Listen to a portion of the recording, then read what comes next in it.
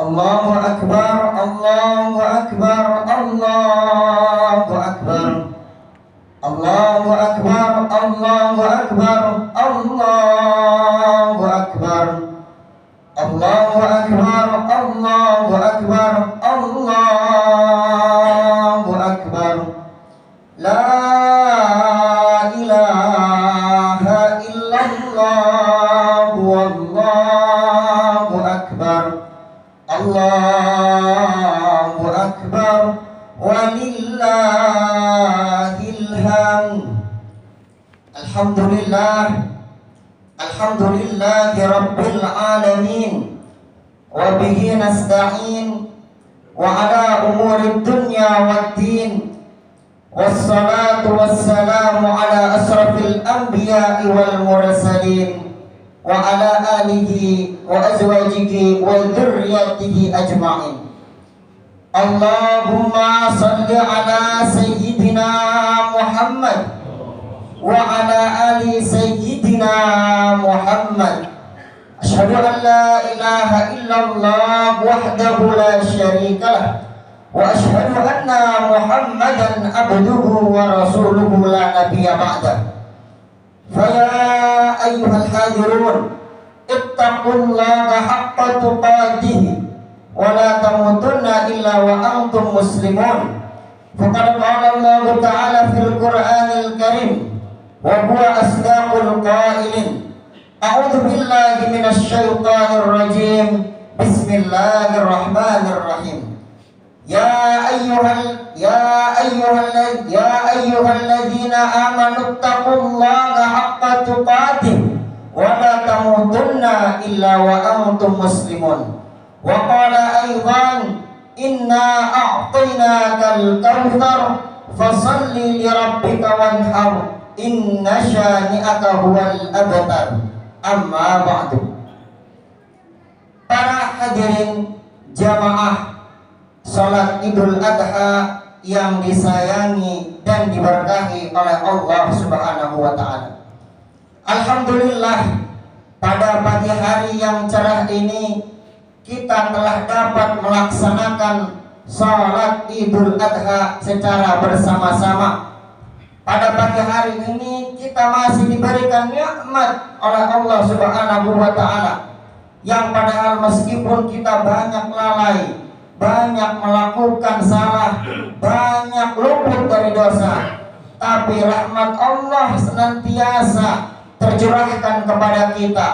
Semoga ini menandakan rahmatullahi sabaqat ghadabah, bahwa rahmat Allah mendahului amarahnya.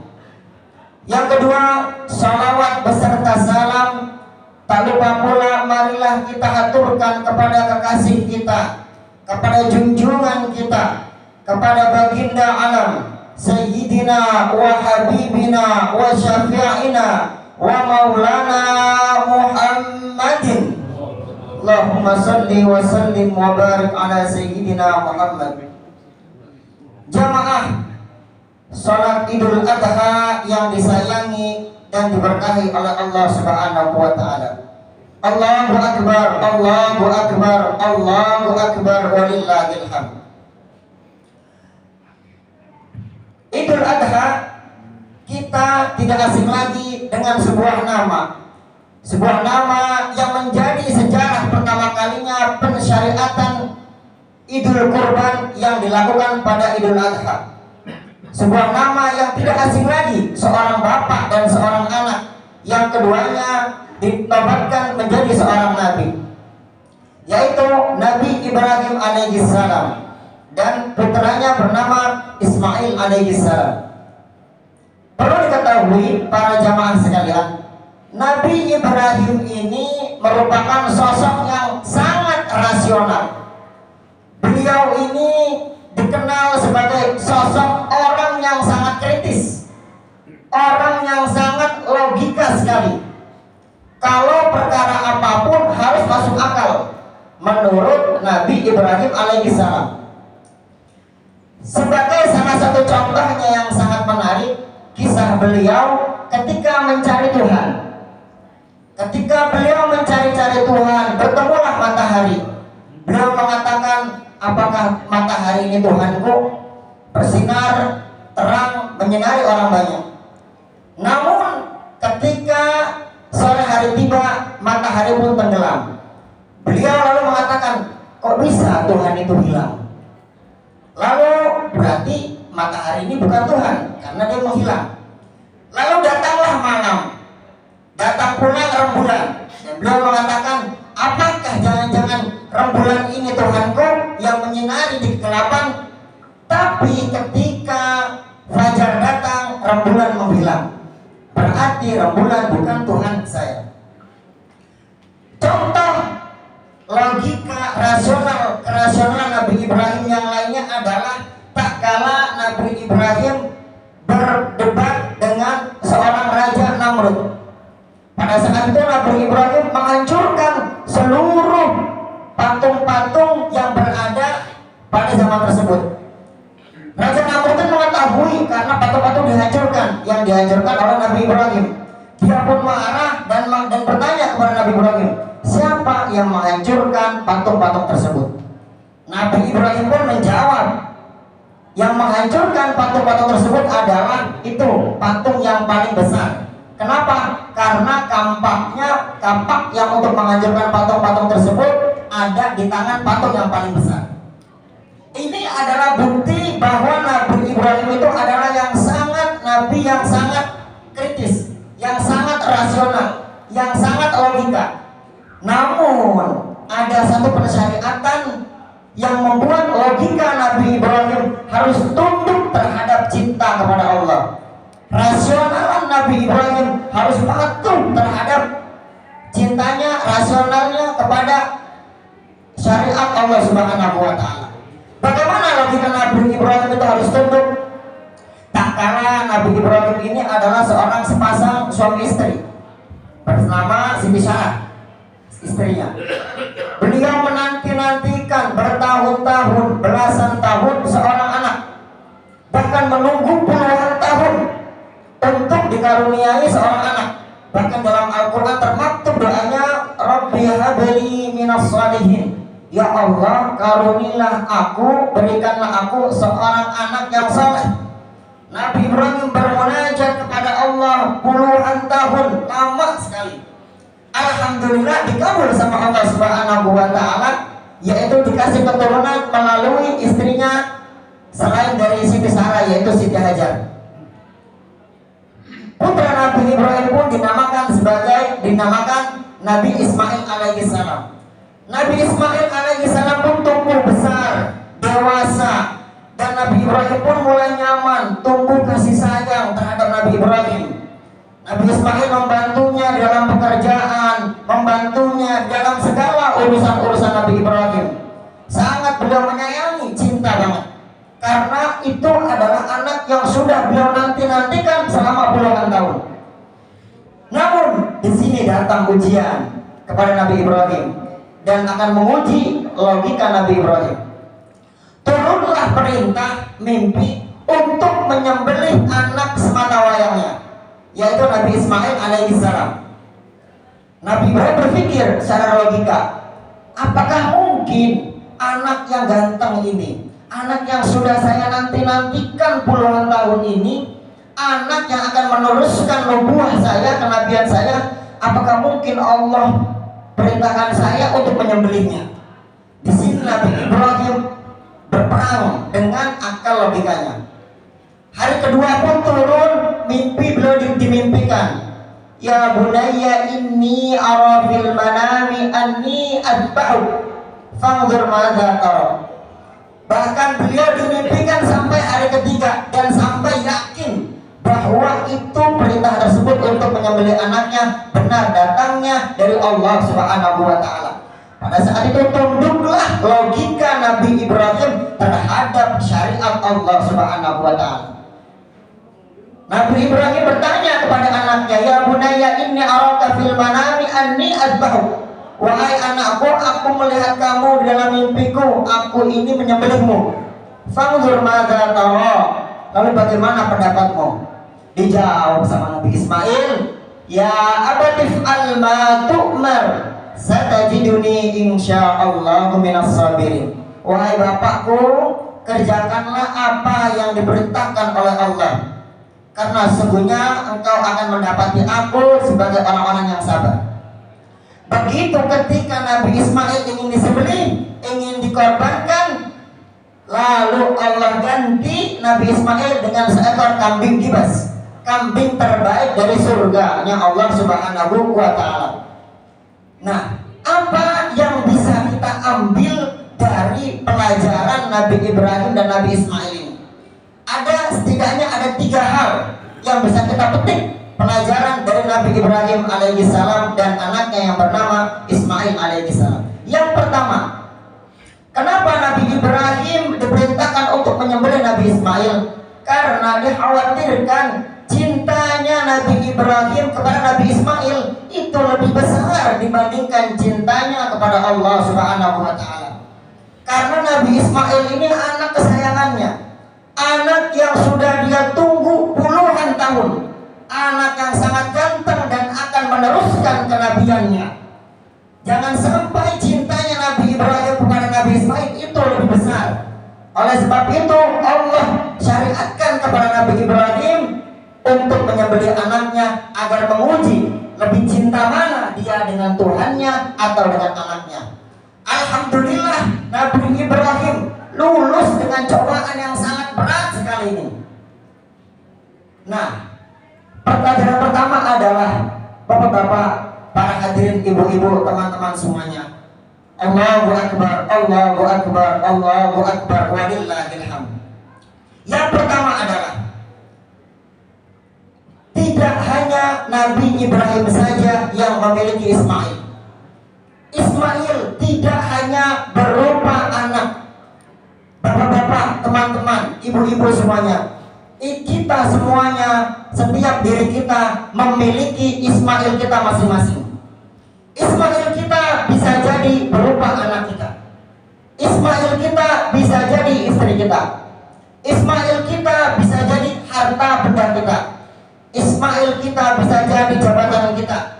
Ismail kita bisa jadi kendaraan kita, mobil kita, atau hal-hal yang kita senangi.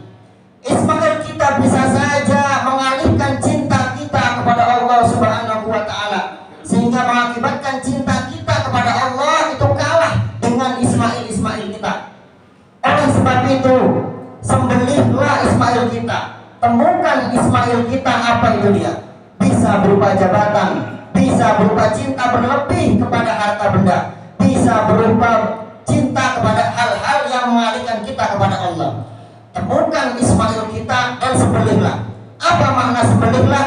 Kita harus jangan sampai cinta kita melebihi cinta kita kepada Allah Subhanahu wa Ta'ala. Yang kedua, pelajaran yang bisa kita ambil dari Nabi Ibrahim alaihissalam dan Nabi Ismail adalah bahwa segala cobaan yang Allah beri kepada kita, segala kesulitan yang Allah berikan kepada kita, ketahuilah bahwa Allah telah menyiapkan kebahagiaan yang ada setelahnya. Seperti bagaimana kisah Nabi Ibrahim, cobaan yang diberikan kepada Nabi Ibrahim, lalu beliau lulus dan beliau dipersiapkan sebagai kebahagiaan yang sangat besar.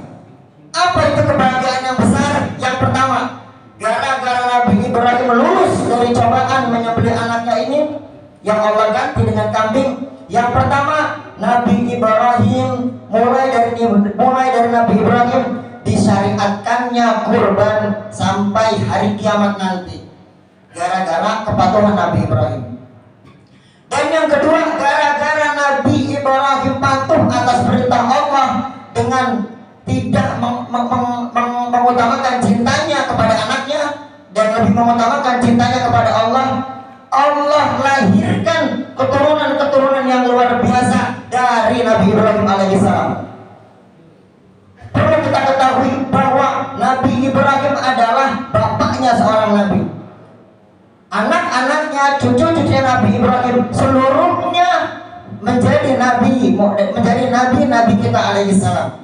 Yang pertama lahir dari Nabi Ishak, anaknya dari Siti Sarah.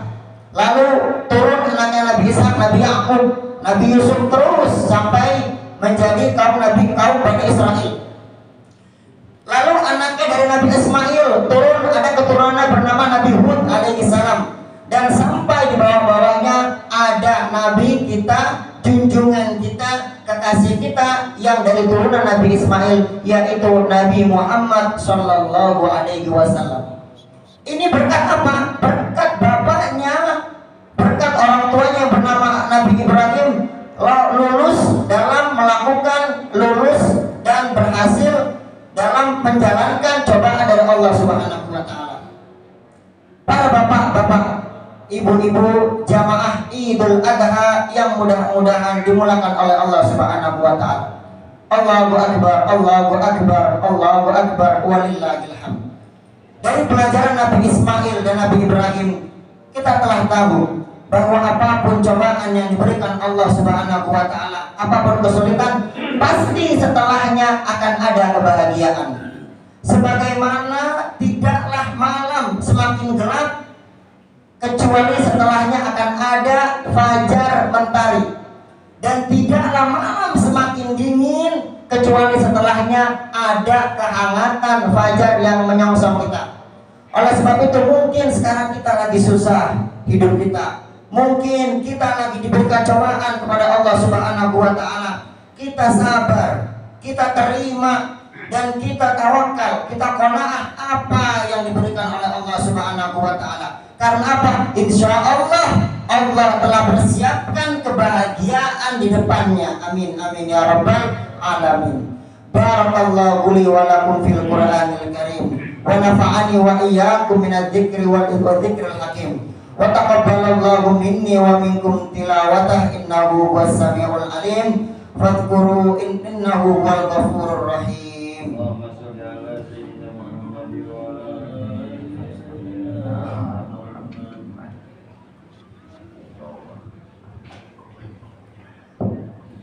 Allahu akbar, Allahu akbar, Allahu akbar. Allahu akbar, Allahu akbar, Allahu akbar. Allahu akbar. La ilaha illallah wallahu akbar. Allahu akbar walillahil hamd. Alhamdulillah, alhamdulillahi rabbil alamin, wa bihi nasta'in wa ala umurid dunya waddin. Wassalatu wassalamu ala asrafil anbiya'i wal mursalin. Asyhadu an la ilaha illallah wahdahu la syarikalah, wa asyhadu anna Muhammadan abduhu wa rasuluhu la nabiyya ba'dah. Allahumma salli ala sayyidina Muhammad wa ala ali sayyidina Muhammad, amma ba'du. Fa ya ayyuhan nas ittaqullaha haqqa tuqatih wa la tamutunna illa wa antum muslimun. Faqad qala Allah ta'ala fil Qur'anil karim wa huwa asdaqul qailin. A'udzu billahi minasy syaithanir rajim. Bismillahirrahmanirrahim.